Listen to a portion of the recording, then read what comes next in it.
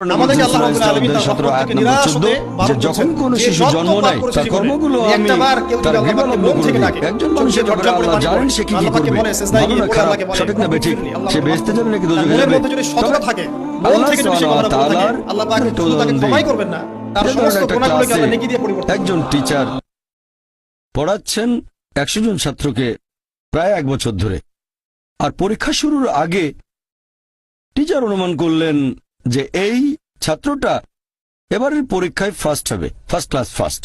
এই ছাত্র পাবে সেকেন্ড ক্লাস, এই ছাত্র করবে ফেল। এটা আমি উদাহরণ হিসেবে বলছি। এর কিছুদিন পরে পরীক্ষা হয়ে গেল, প্রথম ছাত্র হলো ফার্স্ট ক্লাস ফার্স্ট, এই ছাত্র সেকেন্ড ক্লাস, আর ওই ছাত্রটা করলো ফেল। এখন আপনাদের প্রশ্ন করি, যে ছাত্র ফেল করেছে সে কি টিচারকে বলবে আপনি বলেছিলেন যে আমি ফেল করব তাই ফেল করেছি? এখানে দোষটা কার? টিচার।